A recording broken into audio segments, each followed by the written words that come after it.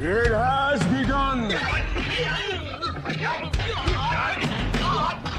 If what you say is true, the Shaolin And the NerdCage could be dangerous.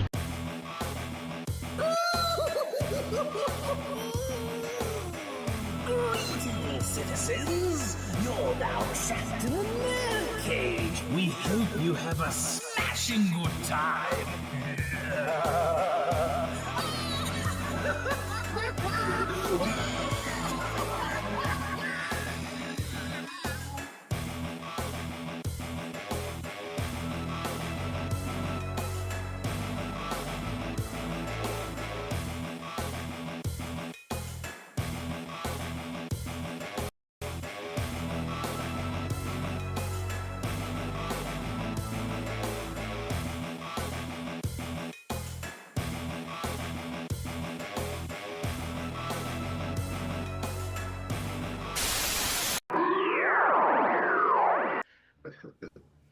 You're now about to witness the strength of Geek Knowledge. Hello and welcome. That's right. Once again, you are trapped in NerdCage Live. This channel is a celebration of all things pop culture, including the Fantastic Four. So if you are new to the channel, please hit that like button and subscribe. Please don't mind the technical difficulties here. And fixed. I am your co-host, Jay St. G, certified geek, 7 days a week, coming to you live from yours truly, the land of the oranges, Syracuse, New York, and always among us is our moderator and troll hammer, Joe. FallenOne Gaming, go ahead and introduce our kick-ass guest tonight. Yes, our guest tonight is our fearless leader and co-founder of NerdCage Live, Marq Withers, and the great Tevya Smolka. How you fellas doing? Yep. Good, man. Excited to talk about this movie. Yep, Oh, yeah. doing great. I can't wait to talk about awesome, amazing movie. Let's go! Woo! Excellent. And before we go any further, Joe, and again, apologize for technical difficulties, who do we got in the chat? In the chat tonight, I'm sure we have a ton of lurkers, and our regulars are right along the way. Don't be afraid to speak up. Yes, and real quick, if you haven't already, please check out our stream from last week. Yes, with the legendary David Wise. And then this Thursday, Joe, mid-season finale. Yes, Donkey Kong Bonanza. Yes, as we talk with Hyle Russell from the DK Vine in Conversation, and Joe, Friday on Twitch. We will actually be playing more Donkey Kong Bonanza. And of Now course, it's 10th, I believe. Well, I don't know how further we are, but if you haven't already, get yourself a NerdCage Live t-shirt, any size, any color, whether you're a skinny, booty color, or a fat fuck, big or small. We love them all. And with Fantastic Four in session right now, get yourself a NerdCage Live MCU shirt. So, Woo! yes. The link to our TeePublic is in the description of this live stream and every video and across the vast lands of social media where we also are live. Joe? Yes, if you want to get us on Twitter or Instagram, both handles are at @nerd_cage. Our link to our Discord is in the description. Become a member there as well. And our Facebook discussion group, that is NerdCage Nation. We love everything you guys put up there. No spoilers, no politics, and for God's sakes, keep it civil. All right, so what we'll do real quick is we'll go around in the circle. Just say whether if you like the movie or not and promote whatever you want to promote. So, Tevya, go ahead. The floor is yours. Promote whatever you want to promote. And did you like this movie? Yep. Do any of it? I love this movie. This is my favorite movie coming this year. They finally got Fantastic Four after so many years. I am so happy about that because after 4 attempts of not getting the team. Okay, hold on. The next 9 movie, I think that movie actually is charming, but that's the hard one to be that bad when they came out with it frustrating because you could say that cast looked hard and saw that movie. They never got a chance to make a movie to do not like they do the asshole like jerk who never let the movie come out, so they got screwed. Wow, story. 2005, I saw the movie as a kid. I felt like this is boring. This makes no sense, and this is not interesting. And I got so bored. I mean, me, my stepdad, and my brother did not like the movie. 2007, I hated it because it drove me mad. Because you got kids. You got co-workers, one of the best friends. You mess them up. How do you mess them up? And then 2015, horrible. Worst movie that came out that year period. That was really mad. So I thought this movie got Fantastic Four and made happy. And I love the movie. As for what to promote, I actually did my reaction to Avatar, Ash and Fire. and my reaction is not. It's fine. Well, reaction is fine with the trailer. It's whatever. It could be a good movie, but honestly, I'm 50-50 for that movie. Video was amazing. Storyline, I just don't care. But maybe it'll be good. That's the recent video I did. My other thing I did this for with my friends. On my channel I did yesterday. And I hope you guys check that out as well. And I'm also doing good for the very 3. I'll be putting that in the future. And I think that's what I have to promote so far. Yep. Perfect. All right, and Marq Withers, the co-founder of NerdCage Live and Press, and currently the man of Press Play Media. What'd you think of the movie? And promote whatever you want to promote. Okay, so for those who don't know me, never seen me before, my name's Mark. I have a TikTok channel called Press Play where I do micro reviews called the 10-Second Take. I also have a podcast called Collect or Reject where we talk about lesser known comic books and lesser known comic book artists. As far as this movie is concerned, I loved it. I don't know if I'm in a minority or not, but to me, this felt fresh. This felt new. Despite it being an MCU movie, the fact that they put it in an alternate timeline kind of keeps it from being bogged down by all of its past, all the MCU's past stories, and having to tie any of that in. I loved all of the callbacks to the Silver Age, to the things that Jack Kirby kind of brought to the original comic. I love that they brought Herbie in. I loved the cast in general, particularly Joseph Quinn as the Human Torch. I thought he was a fantastic Human Torch. I could go on and on about this movie. The only nitpick that I really have, and we'll probably get into it later, is the sort of midpoint in Act 2 where they sort of try to make a deal with Galactus. That felt a little slow to me. But aside from that, this was a fantastic film, and I feel like this was Marvel's way of getting back into the fold, getting back to basics, if you will. Very well said. Joe, FallenOne Gaming, we saw it together. Go ahead. Yes, we did. And dude, a wild ride it was. It's, I think, the best Marvel movie in 2025, if not over pretty much, Jesus, the last 5 years at least. And dude, I think it's the best thing since Endgame. And I think Phase 6 is off to a wonderful start. So best way to kick it off. Excellent. All right. So, I guess I'll kick things off. So, first and foremost, I absolutely loved the movie. I was hopeful. To be honest with you, I kind of fell off the MCU. After Endgame, I didn't really care for anything else with the exception of Spider-Man No Way Home and Deadpool 3, but you can make the argument those don't count. So, I kind of lost my way a little bit. I was getting tired of the MCU. I was MCU'd out. I gave Captain America Brave New World a chance.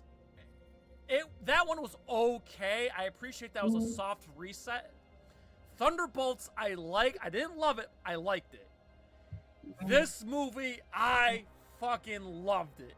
And I hate to quote IGN, but IGN said it perfectly. This was Phase 1 MCU. And this is like in my top 5 MCU movies. This is the best movie since Infinity War. Sorry, Joe, I don't like Endgame. This is the best movie since Infinity War. So, here's how I want to kick things off. I have major nitpicks because I still have a soft spot for 2005. Michael Chiklis is one of my favorite actors because I grew up watching, I love The Shield, and of course, I have that happy memory of Michael Chiklis playing Curly Howard in the Three Stooges biopic. So I really love, and I thought Michael Chiklis was awesome as the Thing. Here's the thing, no pun intended. Michael Chiklis had the voice that's clobbering time. Like, I like the monstrous voice. This version of Ben Grimm didn't have the monstrous voice. I love the Brooklyn accent, because, you know, we're New Yorkers here. I love the Brooklyn accent, but he didn't sound like a monster. My next nitpick. Mark, I need your perspective here. Every time Sue Storm uses her power, it weakens her. Like, she becomes tired and weak afterwards. That didn't happen in this movie until the very end when she was using her power on Galactus. Never at all did they establish, like, when she uses her power, it weakens her. So, Mark, real quick, am I wrong? Did they fuck that up? I don't think they messed it up. So it's always been my understanding, and granted, I'm not like a super fan of the Fantastic Four comics. I've read a lot of them as a kid because they tied into the Avengers, and I always loved them. But every time that I saw Sue use her powers, it wasn't necessarily that it weakened her. It was like in times where she really needed to do things other than to make herself or make an object invisible. It was more about like if she was, using that light energy or whatever you want to call it, that anamorphic energy to kind of create force fields or to push people away or to do things like that. If she was stepping out of the main part of her power, that's when you really saw that. So seeing it, seeing that aspect of Sue during this film didn't really bother me as much as it might have bothered other people, because to me, I wasn't really expecting to see her get knocked out a whole lot. So. The other thing that I kind of softened my stance on that is the fact that in the 2005 movie, they had just become Fantastic Four. So her powers were fresh and new, and she would have to overexert herself to use them. In this one, they're 4 years in. She's mastered that art. Indeed. Okay, that's a fair argument. I just felt that it was odd that it wasn't until the very end of the movie where like using her power made her weak. And then finally, my last two more nitpicks, and then I'm done with my nitpicks. Okay, Johnny Storm. I know Mark just praised Johnny Storm. I agree. My only problem, and not to sound misogynistic, I didn't like the fact that he wasn't a dick swinger. Like, I kind of didn't like the fact that they toned him down. Yeah, they made reference in the beginning, like, oh yeah, but ladies, he's single. I didn't like the fact, like, when Chris Evans played the Human Torch, he was swinging dick. He was living the fast life, dating women left and right. Yeah. They didn't do that in this film. I don't know if it was because they wanted to go with a family-friendly approach. I didn't like the fact they kind of neutered his, the ladies' man side of him, His ego, basically. See, I didn't really, I agree and I disagree. So where I agree is they didn't really make him the sort of like the girl chaser, like the girl crazy kind of guy that's just coming out of his teens. And to Joe's point, they've been at this for like 4 years. You know what I mean? He's a superstar by now. He doesn't have to be like that anymore. The other aspect of it is that he's older. He's probably getting a little bit more serious. But the reason why I liked him was not only because he had all these great quips and stuff like that, but they actually showed this aspect of him where he's about science, right? Yeah. He is. They demonstrate that he's really an astronaut. He knows what he's talking about. Yep. You know what I mean? Whereas all the other iterations, he's just kind of like this goofy, like kind of semi-teen, that just happens to be the sister of a brilliant scientist. So that's fair. For that, I really liked it. But I get your point. Like, they could have like kind of made him ham it up a little bit more. But for me, I felt like it kind of fit because he's a little bit older, and also like he does kind of go that way when he meets Shalabal. Like when he meets the Silver Surfer, that's when you kind of see that aspect of him. So I like that they kind of reserved it for that. Yeah. I understand that. I also think that they kind of pulled back to comic specific and really linking the cartoon into it and stuff. So they kind of went back to his original persona. Yeah. And I think we were spoiled by the 2005 movie with the Playboy aspect of it and everything. And I think the reason that they went that route in 2005 was, first of all, it was a different time. Yeah. Secondly, it's Chris Evans, who is not as big as a star as he is now. So they kind of went off of his persona in his real life, in other movies, and he was a playboy in the movies up till then. So they kind of said, okay, well, we're going to make it a little easier for him to ease into, and we'll just keep him in that type of persona.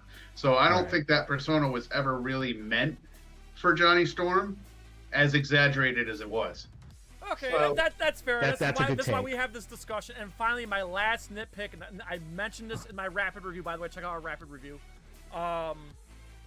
Pedro Pascal plays the same guy in every goddamn movie or TV show. I'm sorry. I'm not trying to insult the man because he's a New York guy. Mark, you remember he grew up with our friend Joey Z from Life of Agony. Yeah. Yeah. But it's just that, like, he wasn't Reed Richards to me. It was Pedro Pascal. He's good at what he does and everything, but it just didn't feel like Reed Richards to me. It just felt like Pedro Pascal. And I did think it was kind of funny that he gets that little high pitch to his voice, like he's trying a little hard. Yeah. He didn't go natural. You could tell that he's like raising his voice to be nerdy. And maybe part of the reason is like we see him in everything now. Maybe it's not his fault. Like let's just say I never knew who the hell Pedro Pascal was. You know, I never saw the Baby Yoda show, and I never saw The Last of Us, and I never saw Wonder Woman 84, whatever. Yeah, let's just go. Well, I'm just saying. Let's just say if I never heard of Pedro Pascal and I'm just seeing this for the first time, I'd be like, okay. But since I see him in everything, I just can't help it. He just seemed like it was Pedro Pascal as Pedro Pascal, but he's playing Reed Richards. I can't argue with that, man. It's kind of like it's almost like the Rock syndrome, right? Because like the Rock is kind of everywhere, so he can't help but be the Rock. You know what I mean? And I think Pedro Pascal. I personally think he's a brilliant actor. He is, but I'm not saying he's not. But right. But the market is a little oversaturated with his projects right now, and so we can't help but see him as himself at this point. You know what I mean? Like he's bigger than the roles that he plays, and I don't know if he's aware of that, but yeah, I mean, I also kind of felt like that too. Like this is, I accepted him as Reed Richards. It works for me, but I also saw like, this is Pedro Pascal as Reed Richards. And you know, that's all. Casting him as Reed Richards was the safe route because Reed Richards is kind of a dry character. I mean, he's just kind of, he's all science. So almost anybody can play that. So if you get star power like Pedro Pascal, it was a name to bring it in. Yeah. So it didn't really matter how he did. And let's be fair, there's no marquee stars in this movie. I mean, Vanessa Kirby's on the rise, but Pedro Pascal is the star. I mean, Joe's right. And it's hard to follow the personality we got with Ian Gruffin. So what were you saying, Tevya? Sorry, but the other Joseph Quinn, he's the guy who started well. Because remember, right before we hear in Stranger Things season 4, he's in season 4. So he's the one who started well, and I think he's a killer. He enjoyed it amazing. I think he's better than Chris Evans. I think he's awesome, better than Chris Evans ever was, in my opinion, even towards. But Pedro Pascal, I think he killed it. I think he's fantastically Richard. He got the cat right. Now look, is he the perfect casting we did ever? No. You know what? Who cares? Like, he killed it. He got the cat right. He got the man right. He got his intelligence right. He got the cat adjusted. And that made me happy because let's face it, the last movie we got was in 2015. Was like awful. Nothing against the actor, nothing against him. He tried his best, but that movie was a complete abomination of a data sport. So I'm glad we got good Richards. Fine, no. 205 Richards. He was fine, but he just felt boring to me, not interesting. This Richards is not working, and I'm very happy about that. Yeah, I'm with you. So my only real critique of this version of Reed Richards is that we don't get the arrogant Reed Richards, right? So in the comics and in other in other sort of takes on Fantastic Four, there's a streak of arrogance that comes with this guy because he really does believe he's the smartest man on planet Earth. You know what I mean? And so there's a little bit of that Tony Starkness that goes on with him, but not to the smart-ass degree. He's just like overly serious about it. And it would have been nice if they'd have thrown some of that in there to make it so that he annoys us a little bit. But I get why they didn't do that because, these are 4 characters, at least in this version, that we've never seen before. Like they're being introduced to us for the first time, and they probably didn't want to risk like alienating like part of the audience. Like, this movie was really cool, but I fucking hate that Reed Richards. You know what I mean? So I get why they didn't do that. But for me, as a comic book fan, I would have liked to see that part of it. That's understandable. And I think they have the ability to do that going forward, because now that he's got this awesome win under his belt, he could probably go forward and go, "Hey, I banished Galactus, so you know." Yeah, I saved the whole planet. Who else has done that? Yeah. I got a couple more nitpicks too, and again, this is not against the movie; it's against more of the characters too. Going back to the Thing, I don't know about you guys, but to me, growing up my whole life, I always felt like the Thing was like the equal to the Incredible Hulk. Right. I did not get that impression in this film. Like, he did not feel like the Hulk's equal. You know what I'm saying? And one thing I love what Michael Chiklis did too was the struggle of becoming this monster and losing his humanity.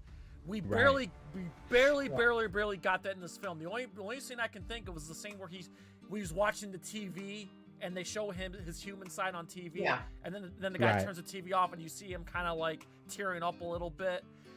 That was good. I wish we got a little bit more. I know everyone's gonna say, "Well, this is 4 years in. This is 4 years in." Still, when you become a monster, I mean, there's gotta be times where it's just like, "Oh fuck, I'm a goddamn monster," you know. And I think. Go ahead. I didn't mean to interrupt you. Go ahead. No, you're fine. I was just saying that I think Michael Chiklis portrayed that perfectly, where we didn't really get. And this is more so on the writing, not so much like the actor. Yeah. I think you do get that a little bit. It's just more subdued. Like when he goes and talks to Natasha Lyonne's character, and it's very obvious that he likes her and he wants to meet up with her and stuff like that. And you see him in that one scene kind of walk up and there's a bunch of people around and he kind of stops himself and then turns and goes the other way. I believe that was meant to show the audience like, hey, I don't think I'm good enough for her. I don't think that, I'm not confident enough to go and talk to her.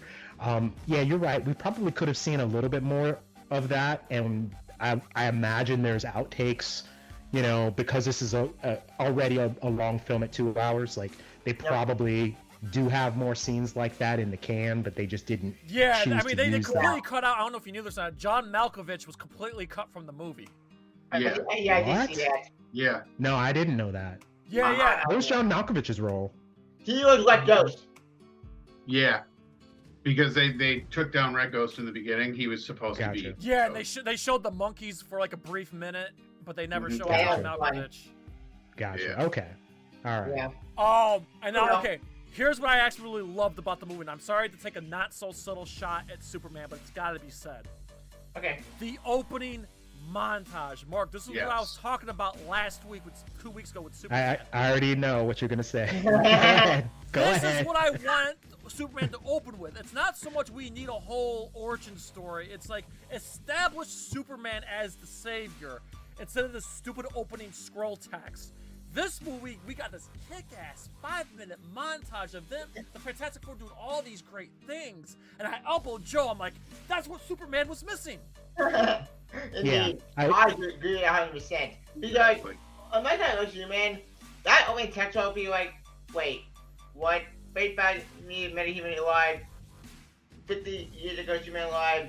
3 hours, Superman something, and then 1 hour ago, he lost. And then today he went like, I want to see that fight first, but no, you're gonna see that. But in this movie, that montage I reject, that was genius. Yes, it was. Yeah. We did the origin story 3 times and it all failed. So forget the origin story. We cut the straight the action, but we do a montage of them seeing their wives. That was smart. I like that idea. That's genius. That's how you do an origin story done right. You skip the origin montage and then you get the actual story. And we should get that story at the very start. Like, you just don't know that thing was Superman. Same with Fantastic Four, but do it like Fantastic Four did. Why can't we get that? I don't get it. But yeah, I mean, I'll definitely concede that point. You know what I mean? So once I saw that, and I kind of, it clicked for me like what you were talking about, because when we were talking last week, and you brought up the whole thing about showing leaving Superman's origin out, I didn't really agree because I thought you were saying, hey, tell his story again. But I get what you mean now, like where you're just like, let's get a quick, like, let's find a way to tell this story quickly, but not, and then weave it into the narrative so that it works. And I think that the way that they did it was great, like where they're on this talk show and the guy in the talk show is basically telling their story as a way to present them on the show. I thought that was really brilliant, as opposed to just like cutting away from the story and then giving you like a little like, you know, what most movies will do as far as like a plot device where they'll sort of cut away and then show you a flashback and then go back to modern day. Instead of doing that, they actually like made it a part of the modern day and made it as if you were watching this show, and it's like, oh, okay, this is what happened in that 4 years. Okay, so yeah, I agree. Superman could have done something like that where it would have worked and it would have kind of given us all the backstory we needed without retelling it. So I definitely think that this movie wins in that department for sure. Agreed. Thank you. I appreciate it. Yeah. And then my second favorite part of the film, and I guess this kind of works because it's kind of we're kind of going in order. I know we're just talking off air, Mark, but I have to admit my favorite scene of the movie, besides the opening montage, was that first confrontation with Galactus, where they were just like, "Have you come to beg for mercy?" He's like, "No, we just want to talk." Yeah. That was such a great scene. Okay, I'm not gonna lie. Okay, I know Joe disagrees with me. I wasn't too wild about Silver Surfer in this film, and I'm not trying to go, ew, I'm not trying to say, ew, it's a girl. Like, I'm not trying to go there with that. I just wasn't. Yeah. I just wasn't like super excited about Silver Surfer, but I was pumped for Galactus. So when they're it was that build up when they were following the Silver Surfer to Galactus's, you know, throne, or whatever you want to call it. It was such a great build up, and then that confrontation was everything. He goes, "Listen, I will spare your planet," and then he like points to Sue's pregnancy. Like, I fucking loved it. That was like all we needed for like the plot of the story. Yeah. And it was okay. We saw it in IMAX. So to see Galactus like that on the throne, the way they portrayed him, the way he spoke, like, god damn, they got that right. And it just felt like you felt like when Galactus spoke, when he said it, you felt it. Like you felt it like, okay, like now shit's gone down, dude. So that was hands down my favorite scene, was just that first confrontation. I loved it. I loved it. And if we're circling back to Silver Surfer, I think that as a character, I like the Norrin Rad version better. Right. But as a stage presence for the movie, just that monologue that she does when she's heralding Galactus, I think that actually had more gravity and weight to it than Norrin Rad's entrance in 2005. 2.7. And it is comic accurate because it is Shia LaBeouf who is Norrin Rad's love interest. They just flipped and reversed it, and because this is on in a different universe, that means that other Norrin Rad still exists somewhere. I mean, he's dead now because of the movie, but he still has a storyline that's canon. Right. So it's not like we're completely taken away from him. I didn't hate it. I was just like, I just wasn't like blown away. I wasn't excited for it. Galactus was excited for. All right, go ahead, Mark. Yeah. No, it's fine. I was cutting you guys off, but yeah, I agree. I mean, I kind of like that they kind of flipped it and gave Shia LaBeouf like Norrin Rad's origin in a way. But what I was gonna say is they kind of left it open because we know that these characters are going to be in Doomsday. There's going to be alternate Earths. There's a possibility we could get a Norrin Rad Silver Surfer.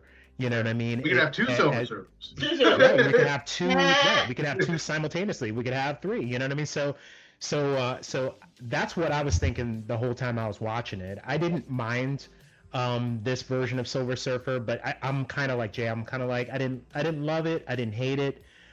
It didn't really like add anything for me, like me personally. But it worked. I thought it worked perfectly. Yeah, it worked fine. And going back to what you said earlier, Mark, where you said that you're happy that Johnny actually did some shit that, like, when he translated, like, all that work he put in to translate her language, I really like that. I like the fact that Johnny was the one to be like, hey, I know what you meant, what you said, and this, and that. And then she's like, this planet died, this planet died, this planet died. I fucking loved that. That was great. That was great. Yeah, that was so cool. Oh, speaking of Civil Server, one thing I do like about this movie, unlike the 2007 movie, they actually served the space waves. That was so cool when they travel out in space, when she goes to space and you have to surf the waves, like the actual hyperspace stuff. That was so cool and epic. We should have done that in 2007. Fox. Yeah. You get messed up big time and after 2007. Galactic, not an actual cloud. That put me on 2007. Like, you gotta be kidding me. You took this wicked Galactic and made a cloud? Are you insane? This Marine Galactic better and they're even menacing. When we saw him after like 2004, oh my god. Holy shit, he's funny. Like how you come out to the bed, like nothing talk, and that was so cool. Also, I never back in this movie, his motivation is actually complex and interesting. Because remember, in 2007, Galactic is just a big entity that destroyed planets. Okay, and is there any more? No, he said the cloud just blows up. How do you make a deal with no land? That was no sense of in context. So sorry about landing a lot, but that movie just drove me insane. But this movie, and his movie is actually complex because he's built by God, and that's what it is. He's not good or evil. He's just a force of nature. Yeah. He's actually smart and interesting. Yeah. Also, oh, sorry.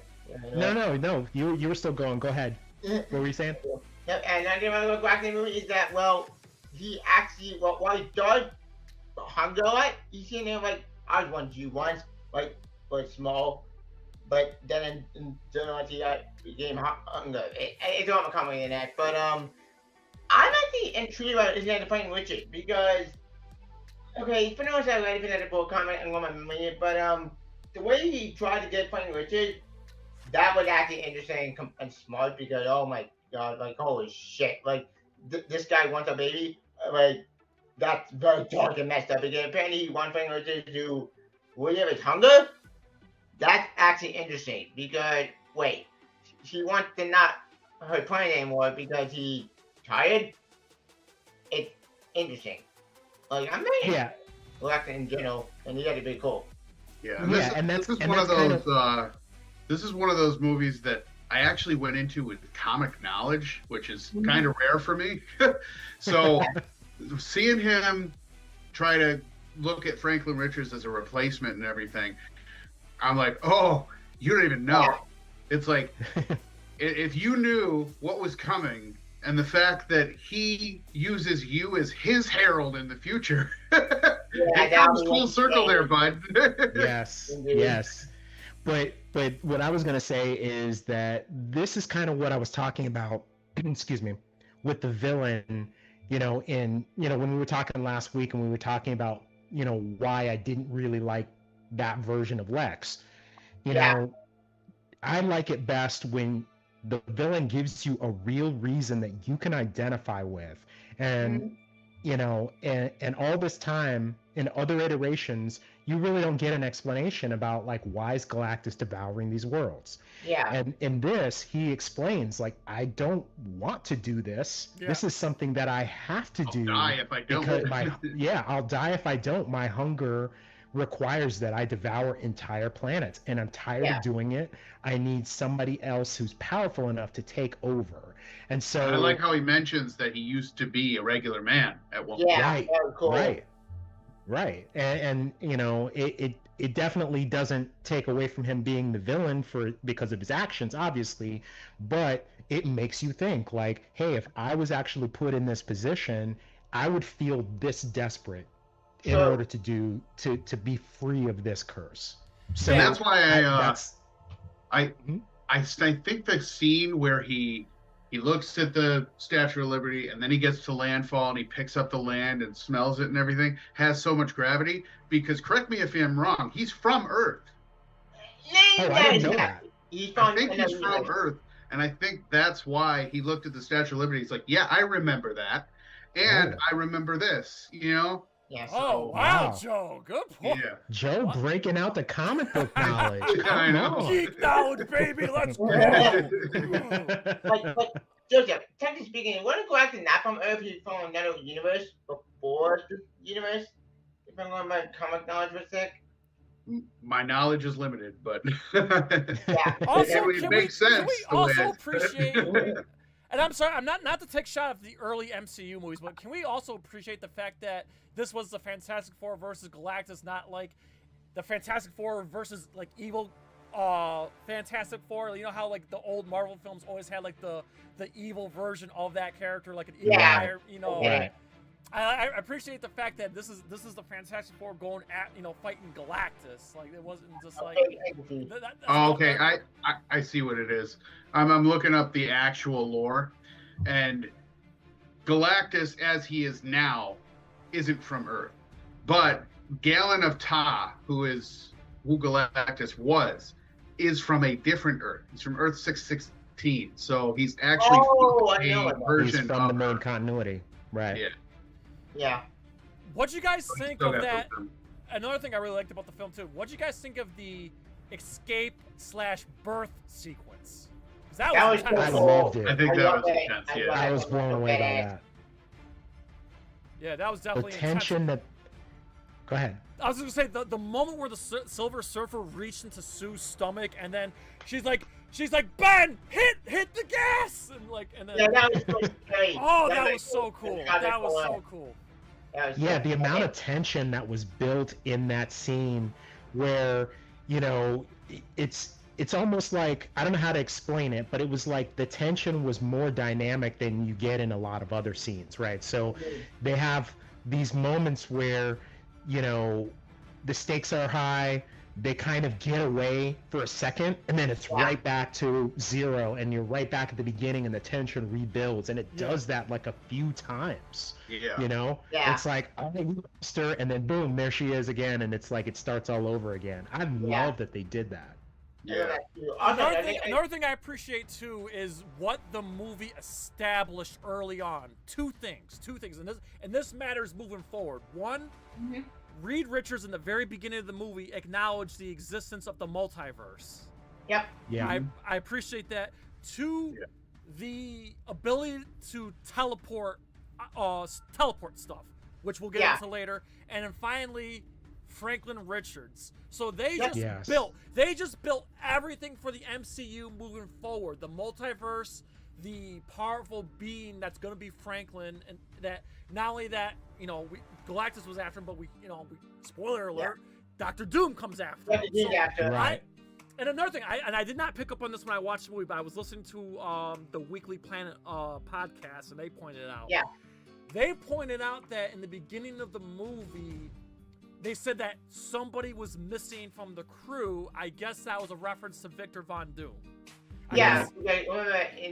I didn't pick up on that, so apparently that the whole point is they know who Victor Von Doom is. They went to college together, but he wasn't present, you know, at the. He didn't return with them. Yeah. And then they showed, and correct me if I'm wrong, but they show like I don't know if it was the United Nations or something, but they showed all the different countries, and they showed a little placard for Latveria, and there was nobody there. Yes, they did. During the feature band and stuff, they showed the shoes from 1998, and Latveria was not there, and Dr. Doom wasn't there. It was empty chair. That was so funny. You got me laughing. Because like, no, we're not gonna be part of the feature band with you. We're all independent nation. Yeah, I can see Dr. Doom be so petty that I can see him do that. Like, screw you guys. I'm going home. Well, I'm glad we cleared that up. I'm glad we cleared that up because when I walked out of the theater, I was thinking to myself, wait a minute, are they just meeting Dr. Doom for the first time, or do they know who he is? Now I know they know who he is. Okay. I got that impression too, because it was like even though they didn't say it in that post-credit scene, I got the impression that the next thing that Sue would say is like, well, what are you doing here? What are you Like, doing here? like, you know. And what I mean? I want to Like, revisit I got the an impression. older point that we made earlier, where 2005 movie kind of retconned to make stuff fit, and kind of spoiled us in a way. Like in this particular movie, they're all astronauts. They're all kind of science-based and everything. And yes, Ben Grimm's a pilot, but he's an astronaut pilot, so he knows what he's doing and stuff. But in 2005, they had military background. Like, Ben Grimm was Johnny Storm's CEO at one point. They mentioned that. So he already has his confidence, and he knows how to carry himself better. Whereas in this one, he's just kind of a scientist. So that's why he's a little weaker in this one. Right. Which is fine by me because the Fantastic Four, let's be real, the Fantastic Four in the comic, they're explorers, they're scientists. Superhero ideas, that's secondary. They're all going to explore new stuff. That's what made Fantastic Four great in the comic, and any media that's trying to adapt them, they do explore it first. That's how Fantastic Four comic, they go crazy, sci-fi, insane, and stuff. The movie 2005 didn't do that. Like, no, we're gonna make it grounded, realistic, and try to make the Dr. Doom like grounded, not a sorcerer, not your own country. We're gonna make a CEO. Why? That's dumb. Like, that's old when Dr. Doom. To be fair, old Dr. Doom would also kind of like tech guy. He was weird. Well, to add to what Joe was saying, one thing I also appreciate in that opening montage is when they were showing them on the before the space mission, and Reed says something to the degree is, I got the 3 best scientists in the world. One of them is my best friend. The other one happens to be my wife and her brother, and my brother-in-law as well. Like he did say right off the bat, like, yes, this is my crew. These are brilliant. These are the most brilliant people I know, but they just happen to be my family. Right. I love that. I'm so glad that they introduced the family element in a way where it's light and it's not too heavy.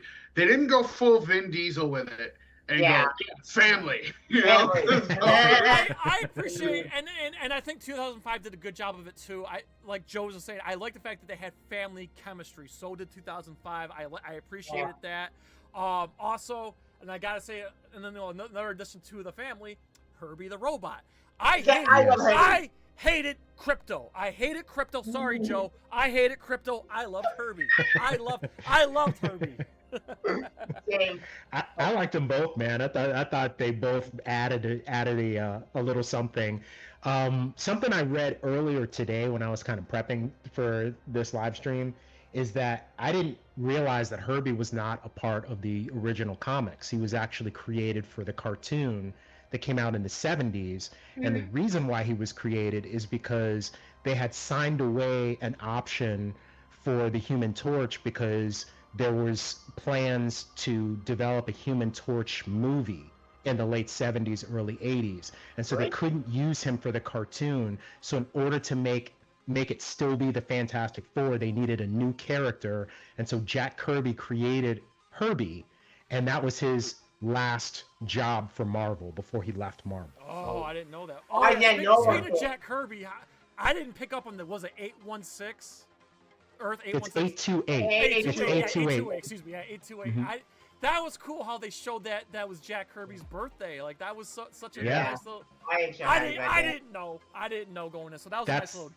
Neither did I. No, I want That's what I to loved this about into this. existence right now. I think they should do. Now that they did that, they put Herbie in there for the reason you just told us and everything. I think they should revisit that and make a full-on Herbie movie. And yeah, they should. You know, strap him up, give him like a War Machine thing, and call him Herbie Fully Loaded. I would want to see that if they take that name in Disney and do it with the robot. Do you guys remember that Pixar movie called WALL-E from like? WALL-E, that's what it reminded me of. It did his voice did remind me of that. Yes. Yeah. I liked it. It was cool. And another thing too was like, this movie. I know it was supposed to be like tribute to like the '60s Jack Kirby Silver Age, but I kind of got like Jetsons vibes a little bit. I don't know. It was a comfort thing. Like this movie was comforting. Like watching this alternate universe in the '60s with all this great technology, the flying car, the robot, and I don't know. There's some kind of comfort feeling to this film. I don't know how to describe it. I agree, love and that. that's what I loved about it. You know, I really felt like, as I was watching it, that they weren't trying to mirror our world or our reality, that they were pulling us into theirs. Like, I really felt like I was inside the comic as I was watching it. I'm like looking at certain things, like different Easter eggs, and I'm like, oh yes, I remember this character and I remember this, and this is how it probably would have looked in 1960s Marvel, you know what I mean, in a 1960s Marvel universe. Like, I really felt like they did a good job of sort of like pulling out all the stops in terms of the tribute that they paid to Stan and Jack in this film. And shout out to Disney World, because they have a Herbie animatronic in Tomorrowland now. Oh, that's so cool! That's so cool. I want to see that. I want to see that. Oh, man, that's awesome. But speaking of Herbie, That's awesome. another thing I ever heard is that he actually built a partner to be at the fort. Yes, he did a robot, but he's actually smart and actually adorable and cute and amazing. Like, I love Crypto. I think Crypto also cute as well. Crypto at the end of that movie, I know, checking out Crypto, and I expect that. But as a dog person, I do like Crypto. I think Crypto adorable in that movie. But I think Herbie felt more like organic. Crypto, he's organic as well, but honestly, if you take the two in generosity, I think Herbie contributed more to the story. Crypto to the story as well. He's a contributor. He did help. There's no against that. But I felt Herbie felt more organic to the Pathetic Four than Crypto. Crypto is Superman dog. I won't defend that. You know, I know when Jane do a Supergirl dog. It's not make no sense, but whatever. But I think Herbie that he actually felt part of the team, and the fact that he couldn't stand for the line of ship, that was adorable. I love that moment. It's cute. Yep. Right on. And I think I did make Jay laugh while we were in the theater a little bit, because when she finds out that she's pregnant and everything, I kind of elbowed Jay and I go, I'm going to be a dad. All right, so I guess we can move on to the next scene here. So what do you guys think when she gives birth, comes back to Earth, and Reed, oh man, I was shocked. Reed tells the truth and says, hey, they want us to give up our child. And I'm like, oh, Reed, you should have lied. Yeah. You're right. I was just like, I'm like, oh no. Like, cause I was like, oh my God, we're getting another Superman moment. The public's going to turn on them and this and that. Yeah. So what'd you guys think? Do you think Reed made the right decision to tell the truth? I think he did, and I think kind of Sue kind of rolled her eyes and knew he was going to do that, so she kind of did damage control pretty quickly. Yeah. So I think their turning on him didn't last very long. So it wasn't as dragged on as Superman is, where the whole world hates him now and everything. This only lasted for, maybe part of the day, and then by the night they all, reconvened and they did the whole family aspect of it. So. True. And plus, remember, they were escaped with their lives from Galactic and Silver Surfer. But especially with the black hole, they nearly never made it back to Earth. But they had to tell the truth. If they lied, then that would make them even hypocrites. And that would not go with the press would finally eventually. So screw it. Lift that bandit off. Like, hey, you got it back. Did we grab this? No, we did not. Because the negotiation failed. We tried to go after the saber, but the price was way too high. That Braxton wanted our child, and we said no, we're not gonna do that. Like, I had to go to Common Giant Store and say, like, not yet. Like, and then the press. For Common Giant Store and talk to the press. That was funny. But, and we were scared. He said, like, I don't know. I don't know which side. Like, he's like, we can't defeat that thing. That thing would destroy us. And, well, we tried. So, what was we to do? I don't know. Right. It's funny going into it with comic book knowledge, too, because you hear them turn on him about the baby and everything, and it's like, but wait, do you know who this baby is? It's like, he can save you with one snap. Right. Well, to be fair, nobody knew what the baby was capable of. Exactly, yeah. Right. And going back to the point about Reed, I think that they were trying to establish his character as being like fair dealing, like he is a man of honor, and no matter how difficult certain thing is to say or to do, he's going to do that thing. And so you could see the hesitation in him, like, should I say this? Should I tell the truth, or should I say something else? Should I walk away? And he ultimately decides to tell the truth. I think that is true to the character. So it wouldn't, I don't think it would have made much sense for him to front and then for them to find out later, because I think that in the long run that would damage the integrity of that. Yeah, it's like Reed Richards, for some reason, in my mind, is personality wise, and he embodies both the knowledge and intelligence of Tony Stark, but the Boy Scout and honorability of Captain America. Yeah. That's perfect. Wow, that's a perfect take, actually. Yeah, Which that's is probably exactly right. why. I mean, they haven't officially confirmed it, but it seems to be what they're implying is that he's going to be the leader of the Avengers in the next 2 movies. So, Fine by me. I'm fine with that. Because I'm fine with it because really, who is the leader of the Avengers? I mean, you can make the argument it's Sam Wilson, but the problem is there's the Thunderbolts and the Avengers, so there's really no leadership right now. So I think by the way, I'm sorry to go off topic here. I am in the firm belief that they made the mistake. That post-credit scene in Thunderbolts should have been thrown in this movie, like after the Doom reveal. I agree. Yeah, I agree with that. Also, I'm putting my nuts on the table right now. We're gonna find out next December in 2026. I think in that ship, it's Reed, Ben, and Johnny. Sue's not there. Sue's with Doctor Doom. That's my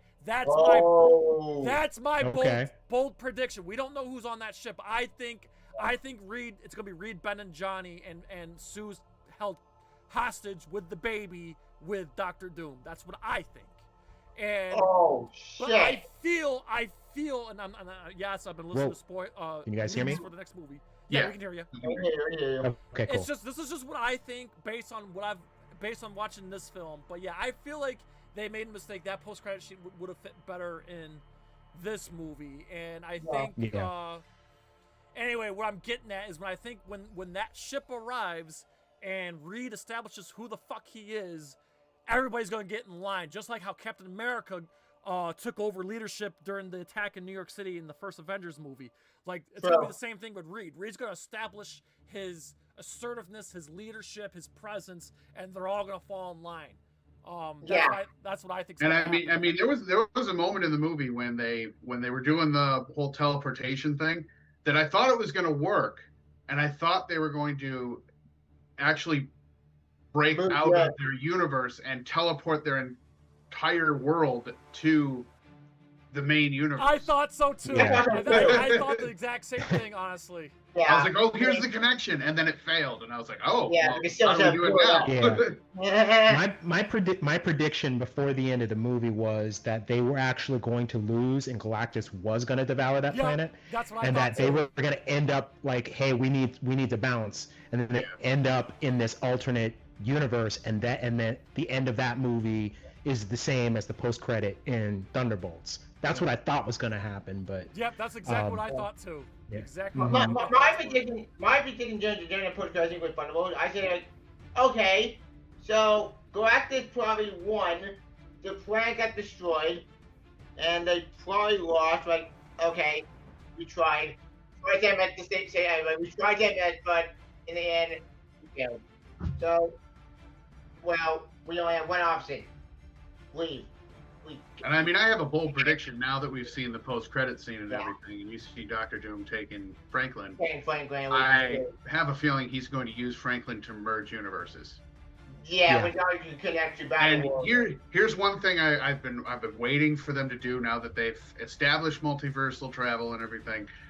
Please, just for the sake of cameo, let Sam Jackson's Nick Fury meet David Hasselhoff's Nick Fury. Oh, that was I always wanted that. Yeah. Because in the comics there's a Nick Fury and there's a Nick Fury Jr. Well, and I always in the Ultimate series. Yeah. So I always wanted something like that, so where like you see Nick Fury's dad, and it's David Hasselhoff. Yeah, Yeah. that'd be so funny. That would be pretty funny. Yeah, I'd be all for that. I mean, also, I mean, I don't think it's going to happen. That's not to say that in Doomsday, Galactus escapes and does destroy the planet. You know, that's not. We can't throw that. We can't throw that possibility up. But it's unlikely. But you got to think too, given how powerful Galactus is. But I think it's going to be Doctor Doom is the reason why they crossed over. So speaking of, I guess Joe. I guess. Do you want to mention Sue's speech, or do you just want to move on to the final battle? We've kind of established the family aspect of it, and her speech is well known to anybody that's watched the movie already. Okay. Yeah, So the final battle then. Yeah. I mean, okay, you can make the nitpick in the argument. You can maybe say that the final battle felt a little short, a little bit, but man, did I get that Avengers 1 feeling, New York City feeling. Yeah. Same. Maybe not my as favorite, epic, but I got that vibe. Like, wow, this feels like my the battle favorite of New York. epic moment in that battle. Well, at the build up to the battle, should I say, is when he's about to step into the proximity of the teleporter, and he realizes that the baby's not there. Yeah, it's a couple of little bugs. And he looks over, and he does this little vision thing to scout where he is, and he goes, "Clever bugs." That's so cool. I love it. He's life. Well, I actually really liked it because, you know, obviously nothing ever goes as planned. So Yeah. I kind of like the fact that Galactus was smart enough to be like, wait a minute. Yeah, this is so too cool. easy. Yeah. So I'm glad that they established that Galactus is not a dumbass. He's a very highly intelligent being, despite Yeah. being a brute, you know? Speaking of episode, so we kind of skipped the whole Silver Surfer when she remembered like her family. Like, wow, that guy sounded depressing. That what? Like, you abandoned your own child? Drew. Okay, I get it within. She tried to save her world because, well, her daughter was there. But she didn't realize that, oh, I got fucked up. Like, and then she screams, like, because Johnny's not putting true.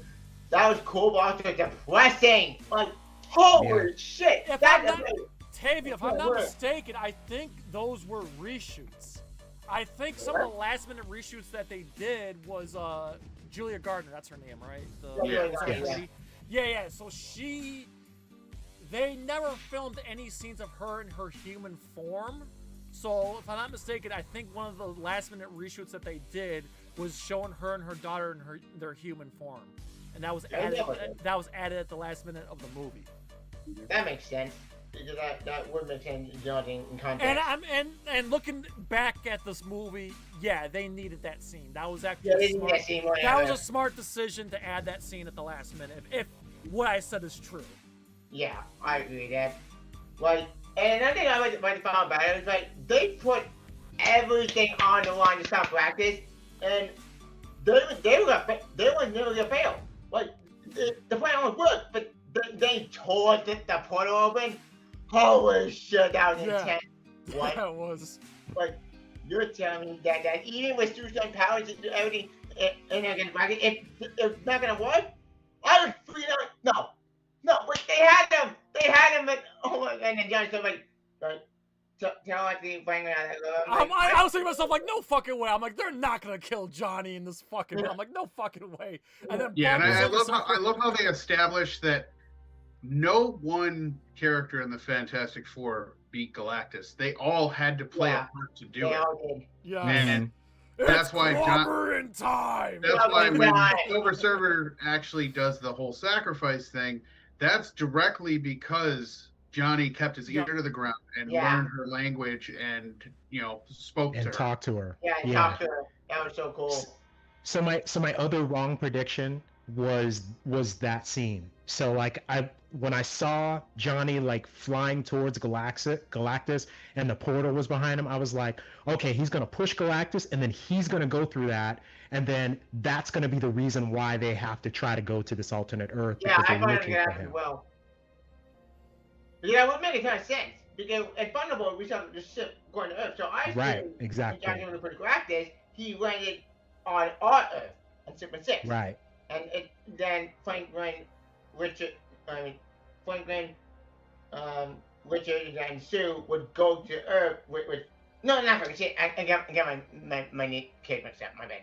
I'm looking at baby. Reed and Ben and Sue. Reed, Ben, and Sue, and Franklin would go back to Super 6 to find Johnny, because this guy in the comic with Annihilus when John Sam died in the comics. Let's not forget the Stretch Armstrong moment. Oh yeah, I'm sorry, I laughed. I know it wasn't supposed to be funny, but exactly what Joe said. All I could think, listen, if you grew up in the '90s, Stretch Armstrong was a really popular toy, and I remember kids bringing that shit to school. And that's what we did. We stretched as far as we could. Yeah. I couldn't help but laugh. I'm like, I was like, Joe, it's Stretch Armstrong. Yeah. Also, I don't know if this was the intention, but I obviously remember in the first Avengers movie where the Incredible Hulk growled and Tony Stark woke up and snapped out of it. Yeah. I kind of got that vibe when Sue woke up, but instead of the Hulk screaming, it was the baby. You know. Yeah. I really Although that just goes to show you how powerful Franklin Richards is. He's a baby, and he's still only using a fraction of his power to revive his mother. Revive his mom. Correct. Yeah. Correct. Oh, speaking of kids, we forgot to talk about Mo-Man. We didn't talk about Mo-Man. Oh, yes. That's right. Oh yeah, Oh, Stingray from Cobra Kai. Mo-Man was such a big hit in this movie. I never imagined Mo-Man would be in any movie. Because, okay, quick explanation. Mo-Man, anybody who don't know, he's a very, very, very 60s character. Super age. But he actually thinks the first villain of Fantastic Four. Doom came out years later. I think. I also think Mo-Man was kind of a plot device. Because you had to establish Subterranea so that you had a place for all the civilians to go. Yes. So I'm fine with that. Which is what Superman fucked up too, where like they didn't evacuate, at least in this movie they did. Just saying. Yeah, that's true. The writing was better for this movie overall. I would agree with that 100%. I think Marvel kind of knew, like, hey, we have to get this right. We have Doomsday coming. We have to get this right. I think they... I'm not saying they neglected the other films. I think they knew there was more at stake with this movie than there was with Thunderbolts and Captain America. I think we all saw where all the effort was going to. True. Yeah. Yeah. That is a fair assessment. I feel like they really did divert all of their resources to this movie. Because even like if you match even the visual effects of this movie to like let's say Thunderbolts or Brave New World, like it's night and day. It's like completely different level of VFX. You know, the writing was better, the cast, not to disparage against any of the actors in the other movies, but they really painstakingly cast this movie. You can tell, like they took their time. Like, okay, this is the right person for even the smallest roles. Even like the guy that plays like Ted Gilbert, like the talk show host. Yeah, he was great. He's the perfect guy to play him, you know? So I really appreciated that for one. I'm glad that they did that. And not just to save the MCU, but the Fantastic Four as an IP, like since the 2000s, has struggled. It's always been like a very like, oh man, they can't get this movie right. They can't get this movie right. And I could tell like they did what they needed to do to finally fix all those problems. And talk about guts to release this movie the same month as Jurassic Park and Superman. Yeah, that told you how much confidence they fucking had. And that's why I kind of had a feeling after that first trailer, I'm like, I got a good feeling about this. And I was not disappointed. I really wasn't. Like, this is, I never thought I'd say this, but this is probably my third favorite movie of 2025. Like, that's how much I love this fucking movie. Like, I'm back in. And talk about the nick of time, because I'm so excited for Doomsday, mainly because of the X-Men, because, again, X-Men are one of my favorite IPs ever. So, I'm glad that this movie brought me back, because if this movie was bad, And then I'll be like, oh, well, now we got Yeah. Doomsday next. Yeah. No, now I'm like, I'm so goddamn pumped right now. Like, yeah, like it's this. I'm back in the MCU. I'm back, baby. I'm back. And dude, shout out to the post-credit scene because it was shot on the set of Doomsday, and By the Russos. Robert Downey Jr. was in costume for it. Okay, Goddamn. one nitpick. Please don't come at me, guys, but please just hear me out. One nitpick about that Doomsday scene. Mm-hmm. One missed opportunity when she walked back into the room. How cool would it have been if the lights flickered? Mm-hmm. Oh, that would have been cool. Why didn't they do? That's just one little detail. That's just one detail that I feel like they missed opportunity. If the lights flickered, how much more tense that scene would have been. Instead of just him sitting there holding the kid, how cool would it have been if the lights flickered? Oh, You're right.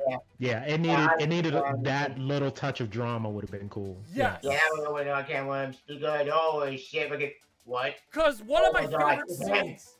Oh, I'm sorry. I'm sorry. I didn't mean to interrupt you, Tevya. It's okay. Yeah, like that would be cool because you didn't get to over it. We don't really feel like, hey, we're taking mask off. Hey, like, not you here. Like, holy shit! Did you can't find that you know how a weapon? That really boy was dark and like messed up. I don't know what that I think, but we didn't get that. But I think the scene we got was fine. It was a good scene, but I'm very excited about not Endgame, but Doomsday now because I will admit, phase 4 and 5, phase 4 might be fine, but he has some stinkers on like that. Yeah. Phase 5, okay, the two I like I think was Spider-Man, because Spider-Man is very gay, my favorite gay in my opinion. Doesn't movie I love movie. Doctor Wonder Man, I like the movie. I hate it. I say any fan, I think it's a fun movie when it was. Yeah, I know some people now it's probably been evil, but he was going crazy after bitch died. And after your kid, I would snap as well and go crazy. So I'll just go with the that one, even though I know she was the villain. She was kind of sort of light in a weird way, also wrong. But I'm more fan squad with in Doctor Strange, so I would fan of being a villain because it made sense. Eternal was disappointing. I did not like that movie, disappointing. Fall and Thunder, I forgot the way I get it when no one do. Yeah. Not great. But other than those good movies, I think this one might be the best the MCU we had in a long time. Because that is Quantumania, that had so much potential with Kang. Yeah. We had with Kang, but they had Kang die. Why? Like Kang would be the main villain in King Dynasty. With the movie we never gonna get now.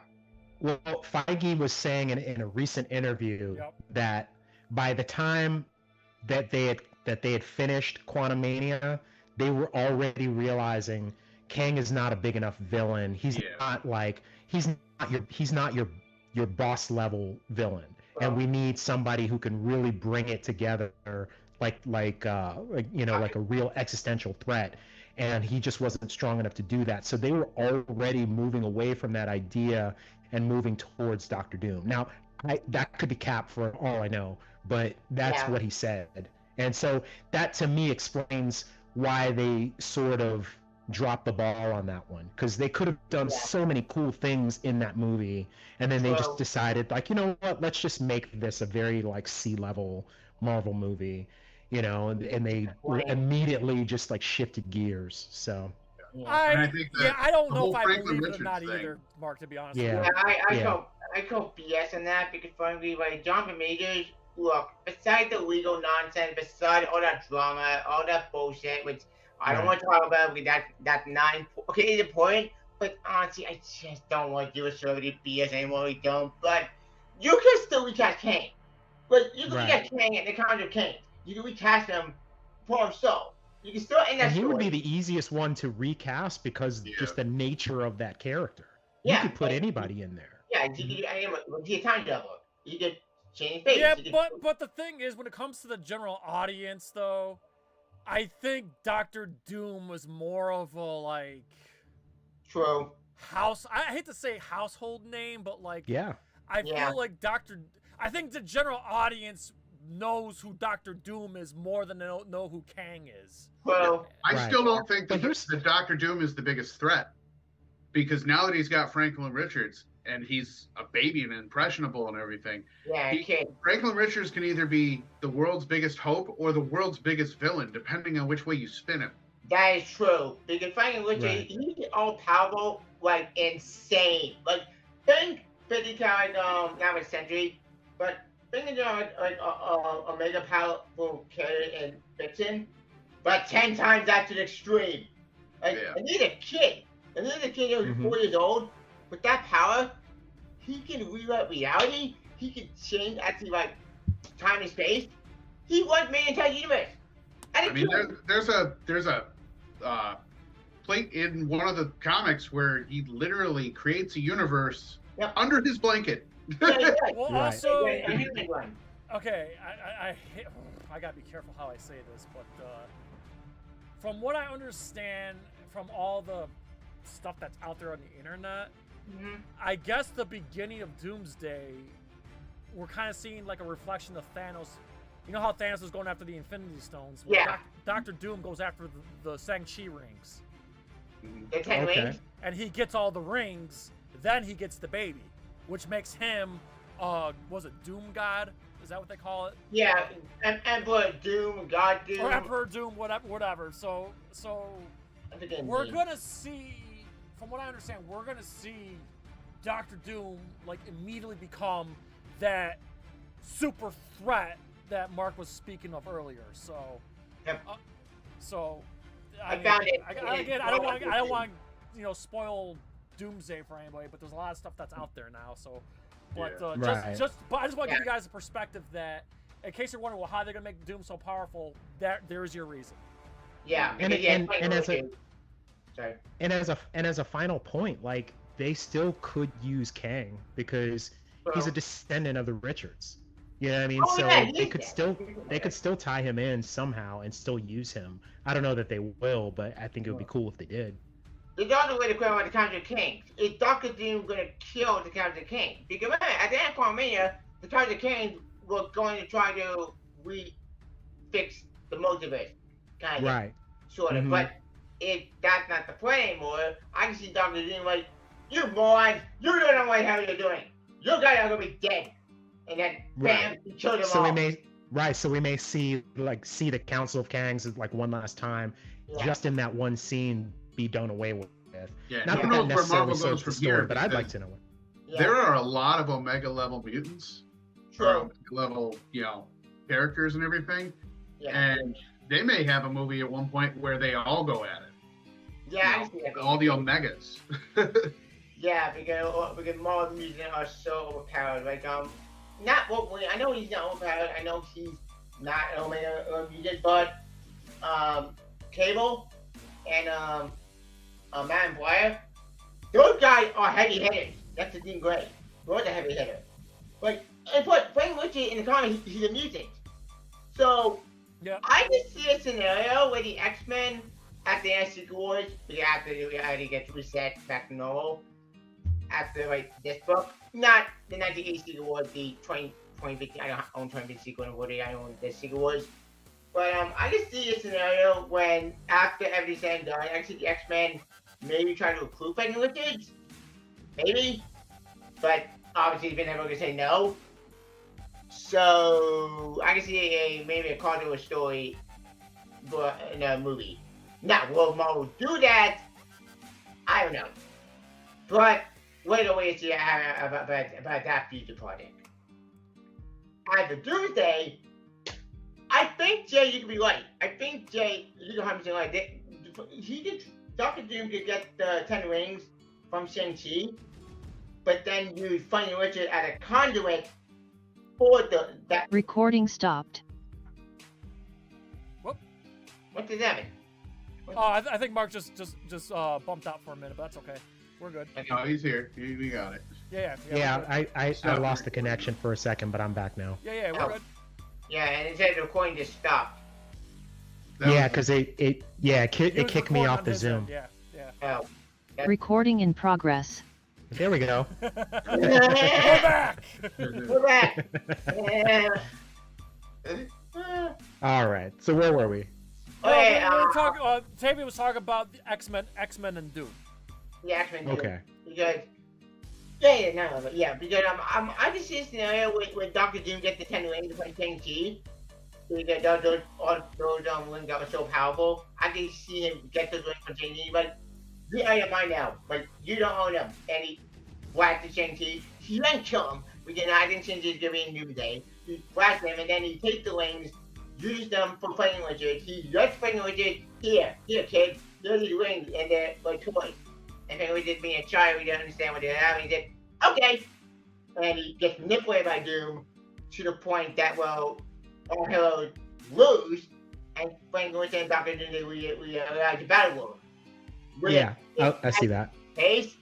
Oh my god, that's gonna be a very dark ending. I really hope that. I know, and first and foremost, this next movie better be over 3 hours long, but I really hope that for the first time ever, we get an a Marvel movie from the point of view of the villain. They paid Robert Downey Jr. all this fucking money. I hope Doomsday is told from his perspective, or at least half the movie is from his perspective. I really hope so. They've got to. They've got to. Yeah.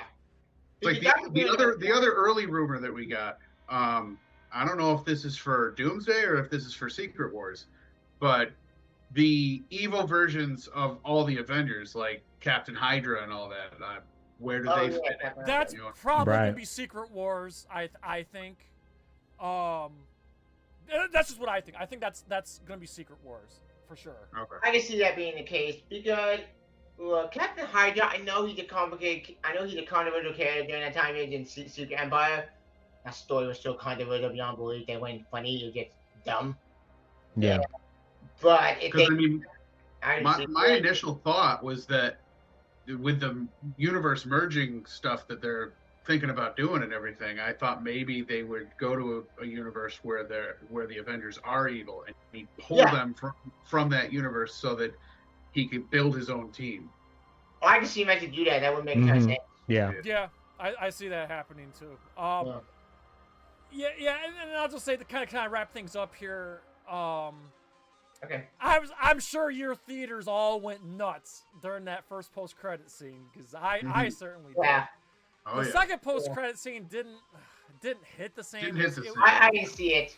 That's why I said that going back to what I said earlier, I think that Thunderbolts post-credit scene would have fit perfectly right there. Right there. We would have had two amazing post-credit scenes just like that.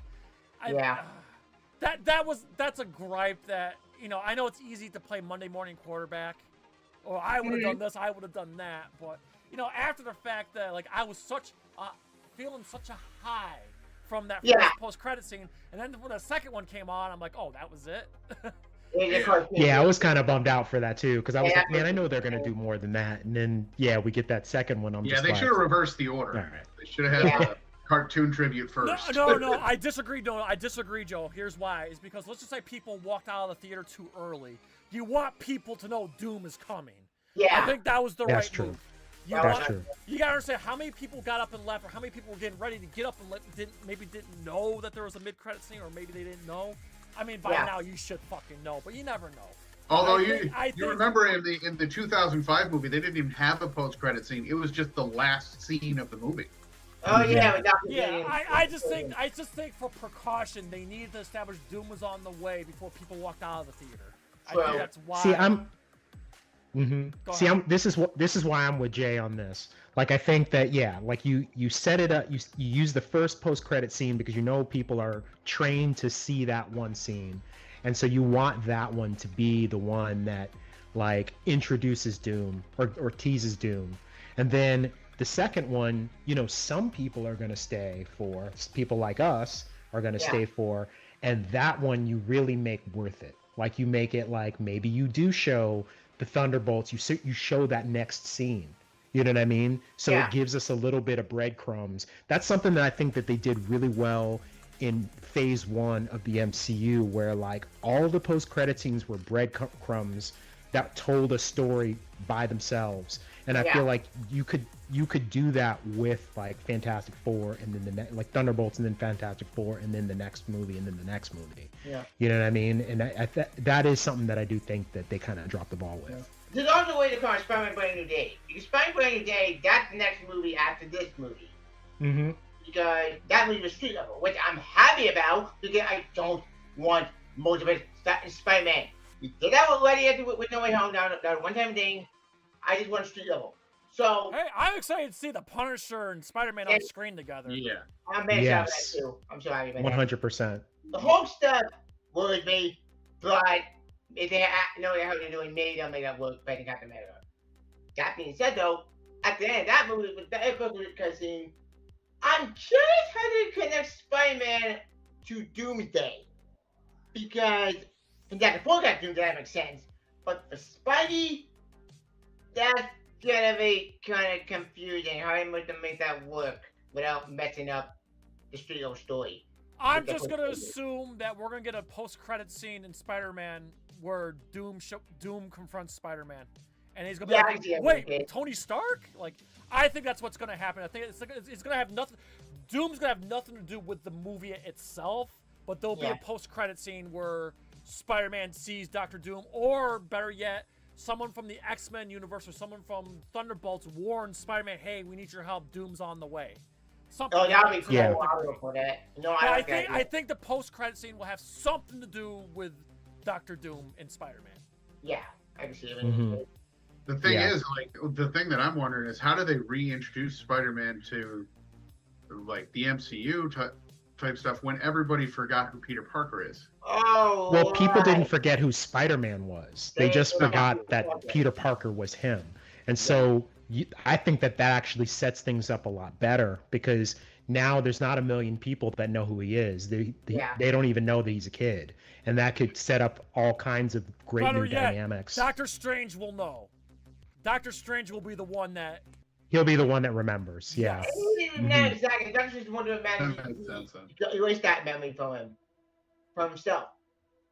With the spell. Yeah. That's true. All right, so guys, it's almost 8 o'clock here. Do you guys just want to wrap up and we'll give our rating 1 through 10 and promotions and closing thoughts? Yeah. Sure. Yeah, we can do that. Okay. Tevya, I'm going to give you the floor. I got to run to the bathroom real quick. So, Tevya, the floor is yours. So, give a rating 1 through 10, your final thoughts on the film, and whatever you want to promote, buddy. The floor is yours. Okay. Final thoughts. My thought on awesome movie. I love this movie. This is my favorite movie that came out this year for summer. Because the summer right now is dead. Because the only one I get under the summer was, well, Superman. And, well, that's it. Because Superman is the one we get in the summer because Jurassic Park was awful. I hate that movie. That movie is so dumb and stupid. Like, what the fuck are they doing? Jurassic Park, they don't know how to do it anymore. I know my favorite was the movie. That's great. My favorite was the movie. Well, I did not like the movie. It made me mad. It was stupid. So it was kind of like dead month during